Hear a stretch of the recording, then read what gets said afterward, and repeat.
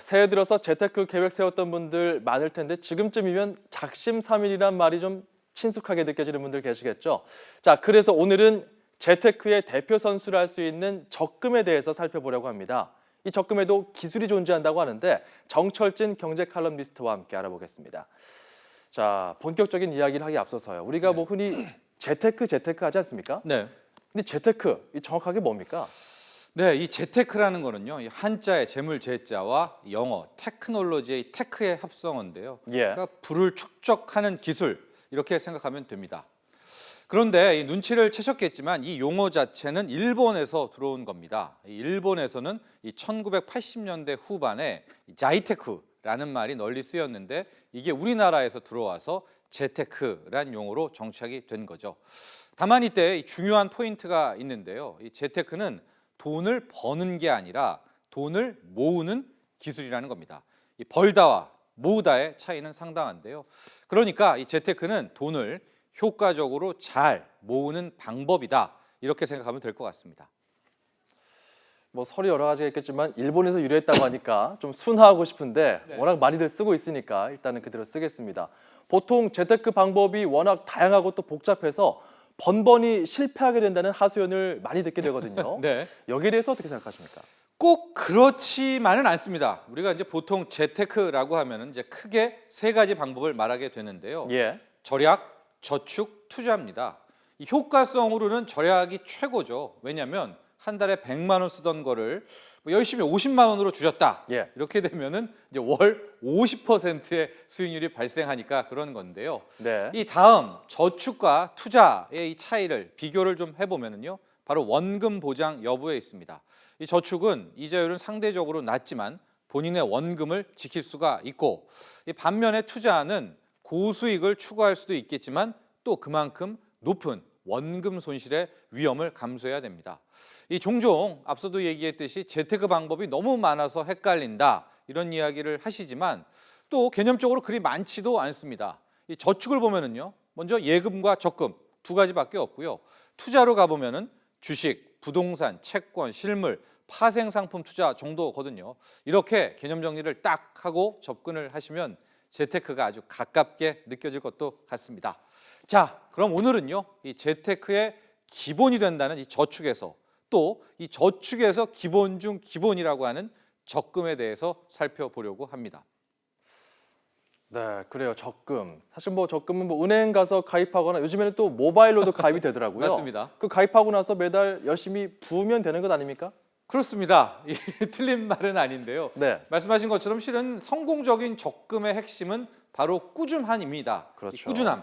그런데 오늘 이 시간에는요, 그 꾸준함을 도와줄 수 있는 일명 풍차 돌리기라는 이 방식에 대해서 한번 살펴보도록 하겠습니다. 네.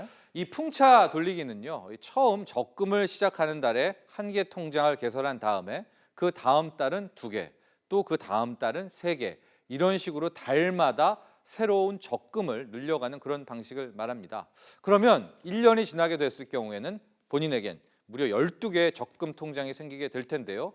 그리고 1년 후부터는 이 적금들이 차례로 만기를 맞게 되면서 목돈을 손에 쥐게 될 수 있는 것이죠. 그러니까 뭐 잘게 쪼개서 하나하나 적금을 순차적으로 드는 거네요. 네, 그렇죠. 뭔가 적금 통장이 누적되면서 목돈이 많이 생길 것 같은 그런 느낌이 드는데 네. 구체적인 사례를 좀 들어주실 수 있을까요? 네, 좋습니다. 이렇게 보죠. 이제 어떤 사람이 이제 매달 한 120만 원 정도를 적금할 수 있다. 이런 예로 시작을 해 보도록 하겠습니다. 예. 자, 그럼 이 전통적인 방식이라고 하면 그냥 매달 한 120만 원씩 적금을 넣으면 되겠죠. 하지만 이 풍차 돌리기를 시작하게 되면은요, 이 사람은 첫 달에 1년 만기에 10만 원짜리 적금을 드는 것으로 시작을 합니다. 그리고 그 다음 달이 되면은 이 통장원에다가 돈을 계속 납입을 하면서 또 하나의 10만 원짜리 적금을 한 번 더 가입하게 되죠. 그리고 그 다음 이제 셋째 달이 되겠습니다. 이때 셋째 달에는 통장 1, 또 통장 2를 유지하면서 다시 10만 원짜리 적금을 또 하나 드는 방식이 됩니다. 자, 이렇게 1년이 되게 될 경우에 한 달 적금액 10만 원짜리 통장이 무려 12개가 생기게 되는데요. 그리고 13개월째가 되면은 최초에 가입했던 이 통장 1, 적금 통장 1의 만기가 도래를 하면서 이제 본인에게는 120만 원과 이자 수익이 생기게 되는데 그럼 이제 이 돈을 그 다음에 1년 만기 정기 예금에 넣거나 혹은 다시 10만 원 또는 20만 원, 30만 원짜리로 쪼개서 정기 적금을 새롭게 시작하는 그런 방식이 되겠습니다. 네, 이제 좀 방식을 알겠는데 그럼 이런 풍차 돌리기를 왜 하는 건지 궁금합니다. 총액은 뭐 똑같은 거 아닌가요? 그렇죠. 어떤 장점이 있습니까? 네, 일단 최대 장점은요. 종잣돈 만들기 그 과정에 따분함과 어려움을 해소해 준다는 걸 들 수가 있을 건데요. 예. 이 금액을 천천히 높여서 저축하게 되면은 이제 재미도 있고요. 또 자연스럽게 소비를 줄이게 되면서 그 소비를 줄이는 과정 속에서의 고통도 줄일 수 있는 그런 장점이 있습니다. 예. 가령 이 앞선 사례에서 매달 120만 원씩을 매달 붓는다 이렇게 생각을 하면 심리적 부담이 상당하지 않겠습니까? 그런 것들을 커버한다고 보면 될 것 같습니다. 그리고 이 두 번째 장점은 리스크가 분산이 돼서 갑자기 이 목돈이 필요하게 될 때 굳이 적금을 깨지 않아도 된다. 여기에 있습니다. 가령 1년만 버티게 되면 이제 120만 원과 또 이자가 담긴 통장의 만기가 돌아오지 않습니까? 그리고 이후 계속해서 만기 통장이 찾아오니까 여기에 대해서 이제 목돈 부담을 덜 수가 있는데요. 물론 그래도 부족하게 될 경우가 있습니다. 하지만 이때도 통장 몇 개를 깨더라도 120만 원씩 넣었던 적금 통장 하나를 다 깨는 것보다는 이제 손해가 덜하게 되죠.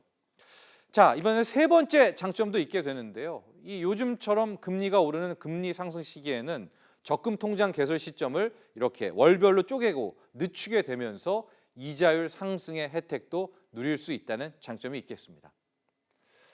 이야기를 쭉 듣다 보니까 저도 당장 해보고 싶은데요.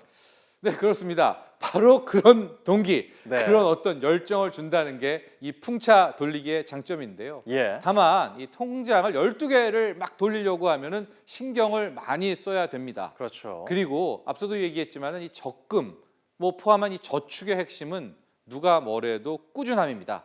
그래서 이 주위에서 나 어디에 투자해서 무슨 주식에 투자해서 대박 터졌어 이런 말에 초연해져야 된다는 사실도 기억하시기 바랍니다. 예. 올 한 해 이 적금을 선택하신 여러분의 건승을 기원해 봅니다. 정철진 평론가였습니다. 고맙습니다. 감사합니다.